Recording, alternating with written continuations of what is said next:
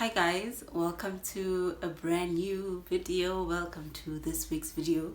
I hope this is not too distracting because it is for me. The last time I was here I had short hair. I did my hair last week Wednesday, and I'll tell you why. Because I thought my friends and I were going on a week, like a girls weekend trip.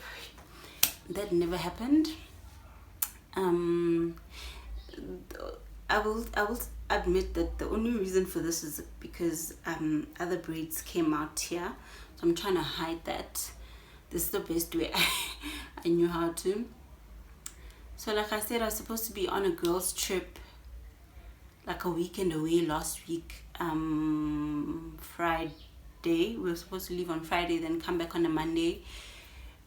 So my next video, which was supposed to be up by now, was gonna be like a travel vlog with my friends, right? Because I feel like I've done too many sit downs, but who's counting? So yeah, that was supposed to be the video, and then the unthinkable happened. So let me break it down. So Wednesday I did my hair and my nails. Haven't done my nails in I don't know how long.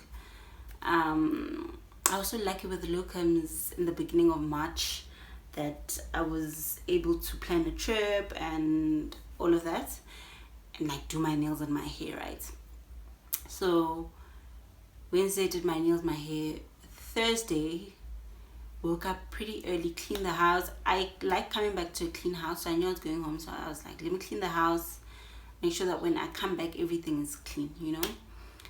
Not that it's gonna matter anyway, because when I come back I clean because it gets dusty here. And then packed up my shit on Thursday, left for home. On my way home I sent my neighbor a message. I'm like, hey, I'm going home today, can you please keep an eye out for me on the house? I won't be there until the 20th, so I was supposed to come back on this coming Monday, right? Cool. She's like, okay, Shapa. Then get home, everything is great. Friday, let me compose myself because wow, I think it's the first time telling the story after this has happened. I've told it like during and all of that, but after I haven't spoken about it. But let me not drag it. So Friday morning at 7:07:12, I get a voice note from my neighbor. We've never actually spoken on WhatsApp before. We are neighborly, we greet each other when we see each other, but nje kuluma on WhatsApp, no. Even when I sent her that message, she just responded with, will do, sharp, you know. So when I saw that voice note, I knew something had happened. And if you guys remember, in the last weekend vlog that I did, I mentioned how this place has become unsafe. There were so many break-ins and all of that. So I opened that voice note. She's like, hi, you left your window closed, is all right? It was closed. She's even like confirming with herself. She's like, yeah man, I saw your window was closed, but now I'm leaving for work and I'm noticing that your window is open. And she's saying something about the butler guards, and like I could feel my knees getting weak. And then she's like, I'll call you back. And I'm like, this lady, you call me back when? So I call her back, she doesn't pick up. I'm like, hey Batum. Now I am frantic. I don't know what to do. I am 3 hours away from Midbank. Even if it is what I think it is, like what am I gonna do? So I'm like, okay, I need to know what's happening, because now I can't just be in the dark. Like my knees are weak, my body is just, I don't know if I'm feeling hot or cold at that moment. Like I just feel this sensation in my body. So I'll call my other neighbor. I'm like, hi, can you please check the house for me? Because yeah, can you just check the house for me? Now it's like 8 o'clock.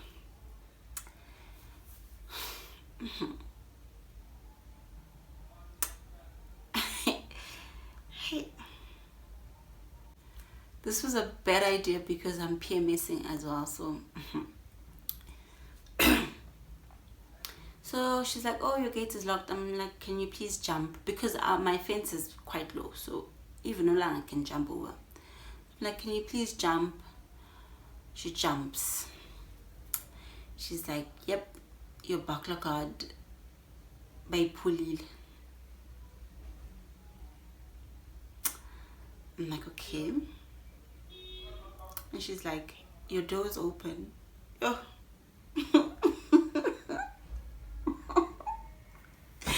I'm laughing because what can you do at this point? But yeah,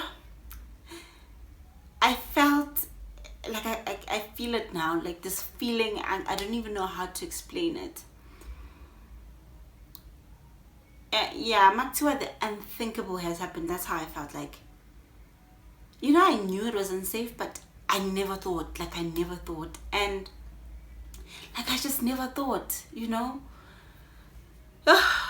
She's like, your door's open. I'm like, yes, sis. My heart dropped when she said the door's open. Like I knew, like I just knew, like it's over. I just knew. But also in my head, I'm like, how's the door open? How did they open the door? Of course, Abotswood's like they know how to, but I'm just like, how is my butler got open? Like I had so many questions, but I also like, and I knew like she would not lie to me, but it was just so unimaginable to me that this would happen, you know. And literally a few hours after I'd left, so I'm like, yo, my goodness. So she's like, oh, ngisabambele ukuthi my door is open. She's like, I'm inside. I'm like, huh? Like, guys, ngiyahleka because ngiyahleka noma kufika, but like, yeah. She's like, I'm inside. I'm like, okay, what do you see? Honestly, I expected her to say like everything is upside down, like everything is gone, like, yeah, I could hear it. Then she's like, and even though like I expected it, when she said the TV is gone, like I was like, no. I was like, no. I'm like, sorry. She's like, yeah, your TV is gone. Yeah.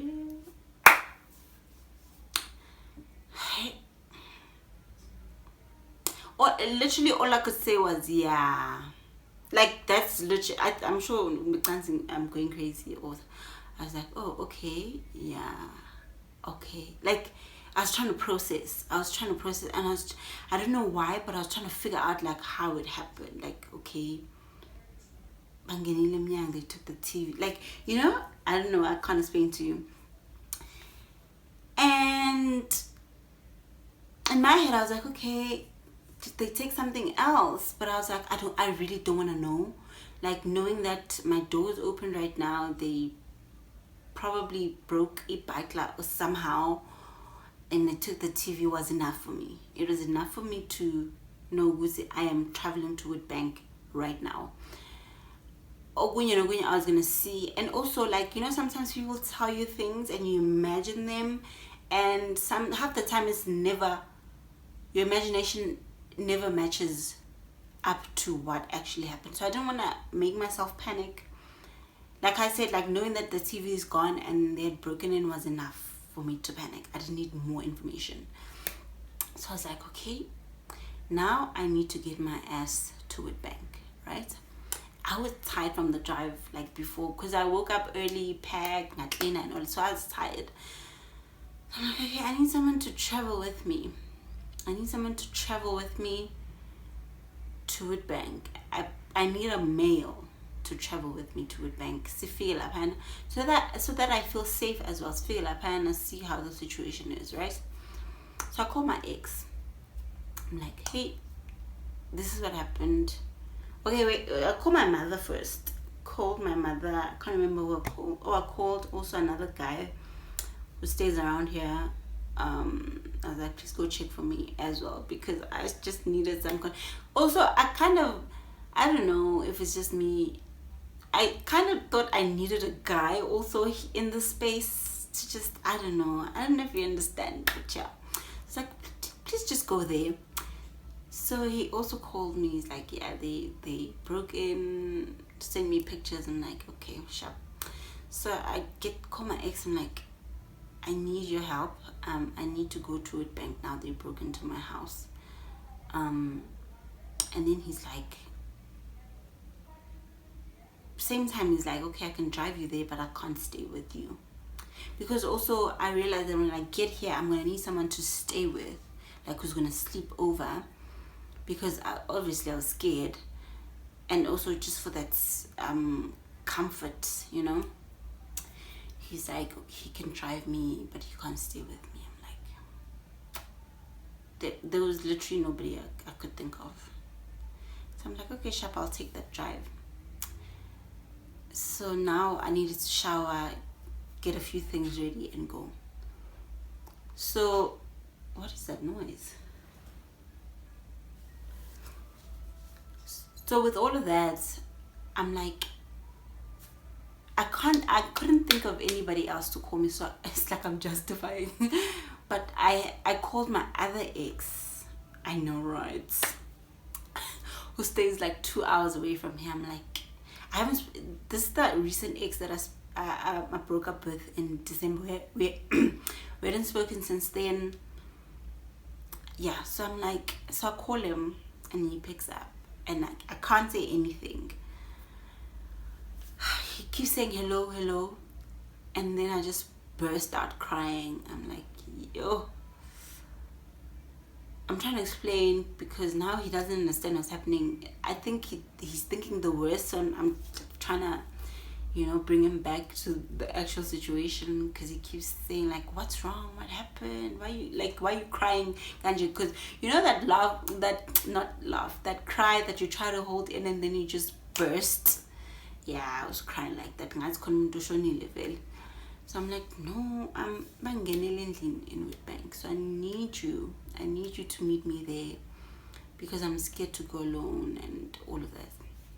And he's like, oh, okay, where are you now? I'm like, I'm at home, I'm in Newcastle. And he's like, okay, sharp, we'll meet there, which I'm so grateful, yeah, because I don't know what I would have done if I had to come here alone. I can't even imagine. And the one person that I had called, the other ex, to come with here, I really thought he was gonna come through for me, but he didn't. So yeah, just knowing that I wasn't gonna be alone here, there was gonna be someone, like a male energy, made me relieved. Gangan. So, okay, sharp, I get ready. And then he calls me again. He's like, do you have money for petrol? I'm like... And to be honest, I hadn't thought of that. I hadn't thought of money for petrol, because all I needed was to get here. And I literally had enough petrol to drive home and come back. That's all I had in my... Like, being... got it to half tank, but it was going to be enough for me to get here, so I didn't even think about it. I'm like, no, I don't have. So he sends me money for petrol, I fill up my tank, and we drive, right? Drive, like just before we drive out of Newcastle, I could feel anxiety just bubbling under, because when I was getting ready for like coming back here, it was just rush, like it was just do this, do that, get this, get that, When I was in the car, my body was starting to relax, so I was just starting to feel all these emotions. So I could like feel, I know I'm sad, I'm panicking, I'm scared, I'm angry, So I started crying. And this guy sitting right next to me, like, Yeah, guys, like mina, like angazi. All he said was don't cry. Then like he's saying this, he's just driving, and I'm like, God, can't this person be more empathetic, like, or sympathetic? Like, you're not even gonna try and hold my hand, you're not even gonna try and say something comforting, like you're just gonna tell me don't cry. And I mean, I'm a crier, so saying don't cry, like, wow, what's that gonna help, you know? So I'm like, nah. So I take out these other like anxiety meds that I have. I drink them, and I could feel my body just relaxing and the anxiety just slipping away. And then I think I fell asleep. I think I woke up like an hour later. We were still on the road. Yeah. Now I'm up, and now I'm going into like problem solving mode, because now I'm just tired of being sad. So I call someone. I'm like, hey, can you please go to the house and shiseleli batla, you know, so that it's because I don't want to get here and find like a crime scene. You get me? So I just wanted some sort of normalcy mangfialan, because they also broke the window. There was nothing I could do about that, but I could do something about the broken padlock cards, you know. So eventually, before that, on the way, I'm like looking for places to rent, because I'm like, I'm moving out. Like, I'm like, I'm moving, like problem solving. My problem is that the place that I'm in now is unsafe, so I need to get a new place. So I already contacted like agents. So before I even got to Witbank, I had a viewing. So I got to Witbank, went to the viewing place. It's really nice. My only qualm was that it was a 2-bedroom. It was really nice, actually, now that I think about it. It was spacious. There was a 2-bedroom, pretty lived in, but you know, that's rental accommodations for you.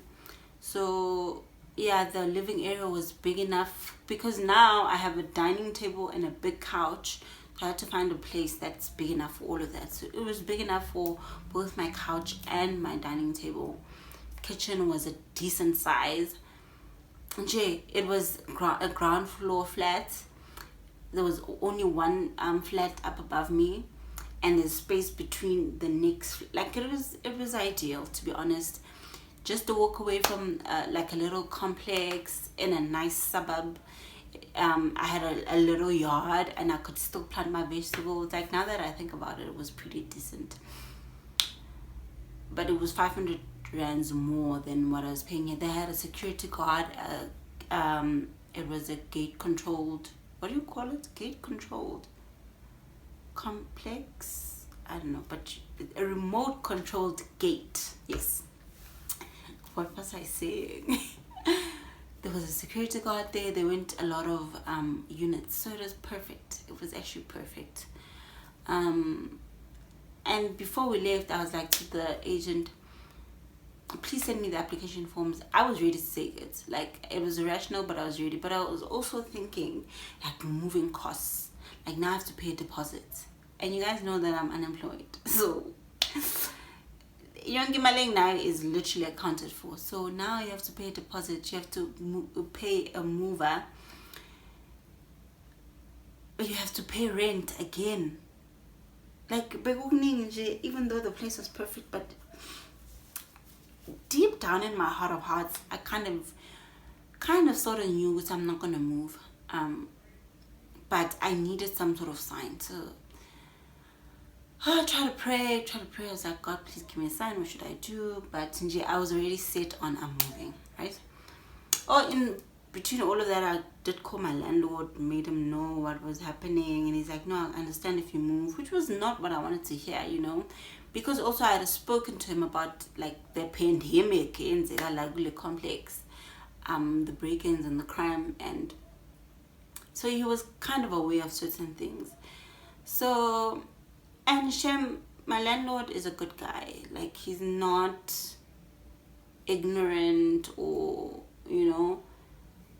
So I was So when he was like, I don't expect you to stay there if you don't feel safe. I was like, okay, great, but I need solutions, from you. But yeah, he did come. Oh, when I came here, I didn't want to come to the house because the guy, my other ex that we're going to meet here, wasn't here. So I waited outside the complex for a while because I was scared to come here. I don't know why. I was scared to see the damage, but I was also scared in jail knowing what had happened because it's a crime scene. And I didn't call the cops because I didn't feel like they were going to help. Honestly, I didn't feel like they were going to help. So I waited for him, waited until I was like, you know what? I'm very impatient sometimes. Like, you know what? I'm already here. But also, I think I'd also digested what had happened. I was like, okay, they broke in, TV's gone. Okay. I had digested. So I come in, the butler guard wasn't being a Gashiselo, so it was still raw as is. I come in, I'm like, yeah, so. And it's so difficult. It is so painful to see your space like that, to see your space invaded like that. It is so difficult. This has happened to me before when someone broke into my car right outside my work. I couldn't go to work the next day. I felt so unsafe. I felt so fearful. I felt so targeted. I felt so victimized, like personally victimized. Things like your car, your house, your bag, your phone, those things are very personal and very close to you.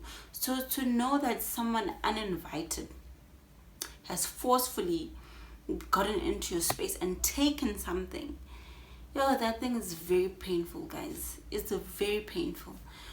So when I saw a house like that, I'm going to say my house because it is my house. I am living here. So when I saw my house like that, I was like, my heart broke. My heart really broke. Like my door was unlocked. Like it was really sad. It's still sad. Yeah, it's a difficult thing to talk about. I don't even think like it was gonna, if I'd waited longer to tell the story, it was gonna get easier. But yeah, so they tried to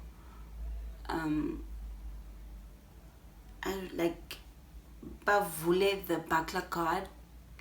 Thank God they failed. They really, really tried. I think the framework was strong. So then they resorted to cutting the small bars. If I still have the pictures, I'll show you. They resorted to that, so they made a little hole to get in.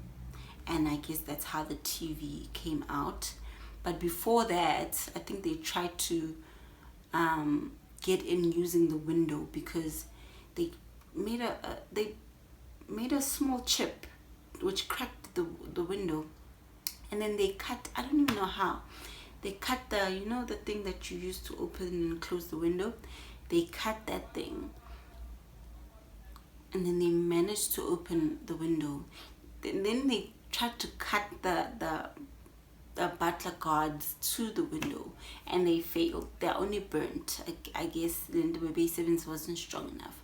So I think after they saw that wasn't working, which is how my neighbor saw that the window was open, they left it like that, then moved to the door, and then that's how they came up.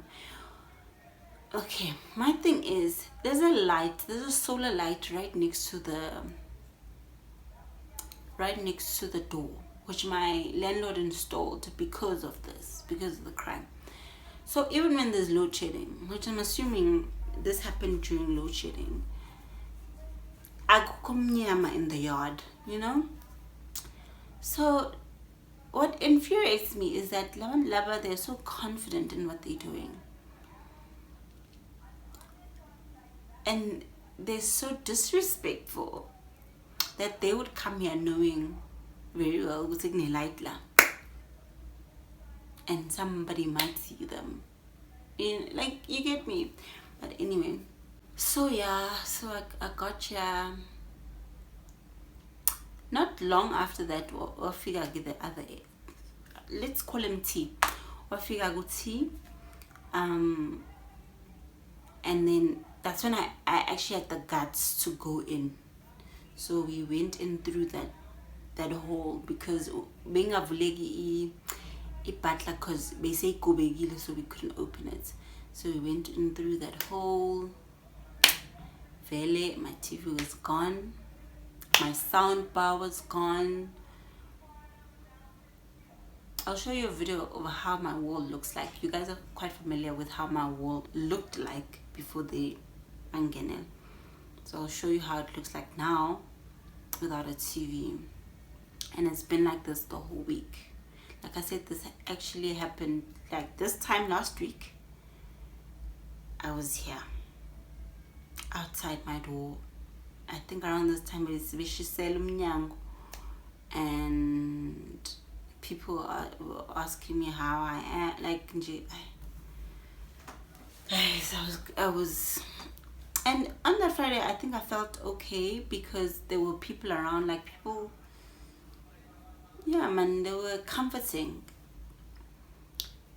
And I had someone to sleep over. Saturday I had someone to sleep over. Sunday I slept alone. I slept alone on Sunday, and it was the hottest night. I slept just after load shedding hit nakhona, because my plan was to stay up until 3 then wake up again. Yeah, but after 12, I think I can stay up until 12. After 12, my heart starts beating every day. Like, I get anxiety. I can't breathe properly. I literally have to take my calmets and just put it under my tongue. Like, and I don't want to take sleeping tablets because they're quite addictive. But sometimes it gets to that point where I'm like, okay, let me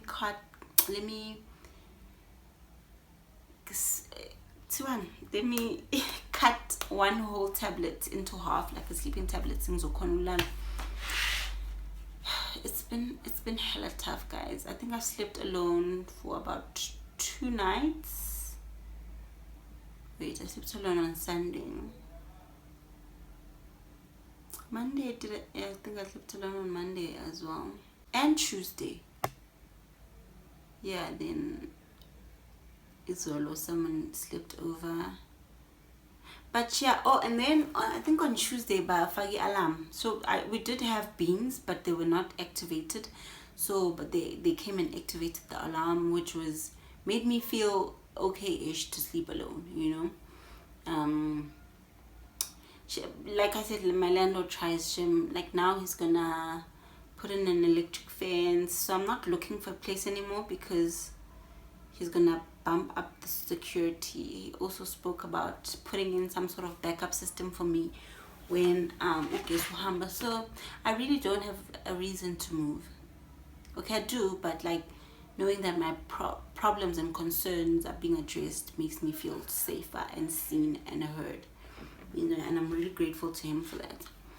So yeah guys, that's what's been happening. Like my anxiety, and I'm alone in this house, goes through the roof. One thing I'm grateful for is that I made the decision to leave her when I was coming back to sea, because I didn't know what kind of situation I was coming to, or coming back to rather. So I didn't want to bring her to a place that wasn't safe. So I was like, no, I'm gonna leave her behind until I know what's happening. So she's still back home. I'm going home tomorrow to fetch her. Now the problem is I have to explain to her where the TV is gone.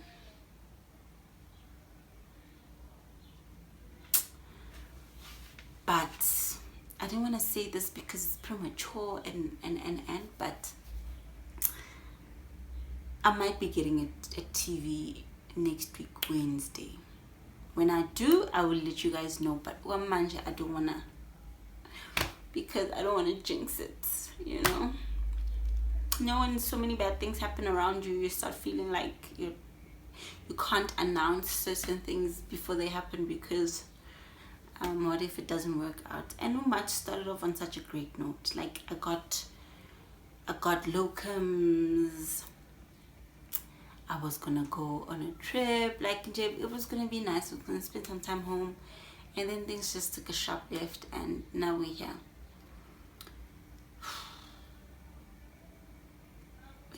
Right now as it stands in Goa, guys, but I don't know what God is up to.